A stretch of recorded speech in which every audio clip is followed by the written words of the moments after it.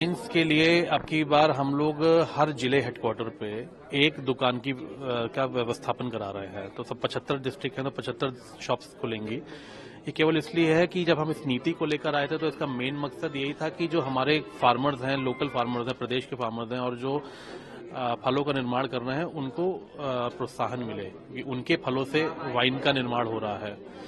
तो उसकी एक दुकान शॉप हम लोग व्यवस्थापन करा रहे हैं और उसमें जो मंडल मुख्यालय के जिले हैं उसमें उनकी फीस 50,000 की रखी है और जो अदर डिस्ट्रिक्ट हेडक्वार्टर्स हैं उसमें उनकी जो हमने लाइसेंस फीस रखी है वो 30,000 रखी है। तो ऐसी 75 नई दुकानें का व्यवस्थापन इस पॉलिसी में हम करने जा रहे हैं। एक नई और चीज जो देखने को मिली, कंपोजिट मॉडल शॉप्स की बात हुई और साथ में जो देसी मदिरा है उसमें जो 4 कैटेगरी रखी गई हैं।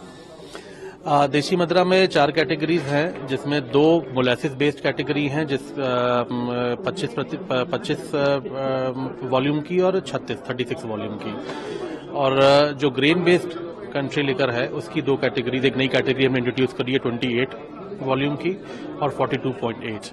तो ये 2 ग्रेन बेस्ड लिकर की है जिसको हम यूपीएमएल कैटेगरी कहते हैं। और सब दूसरी चीज जो यूपीएमएल कैटेगरी पहले ग्लास में हम लोग अलाउ करते थे, अपने ग्लास को पूरी तरीके से प्रतिबंधित कर दिया है और उसकी जगह हम लोग टेट्रा पैक में सभी 4 कैटेगरीज को हम लोग लेकर आ रहे हैं। बाकी सवाल है पिछले इसमें तमाम चीजों में बदलाव किए गए, चाहे वो लाइसेंस की फीस भी हो या कहीं रिटेलर्स को आराम भी दिया गया है, तो तमाम चीजों का ख्याल रखा गया। तो इससे क्या बेटरमेंट की संभावना? देखिए, निश्चित तौर पे जो प्रोजेक्टेड हम लोगों की रेवेन्यू है नेक्स्ट फाइनेंशियल ईयर की 25-26 की, वो हम करीब 60,000 करोड़ का हम प्रोजेक्ट कर रहे हैं कि हमें 60,000 करोड़ का रेवेन्यू आना चाहिए प्रदेश में। और इसी को लक्ष्य को प्राप्त करने के लिए हम लोग अगले वित्तीय वर्ष में हम लोग अपनी कार्य योजना को आगे बढ़ाएंगे।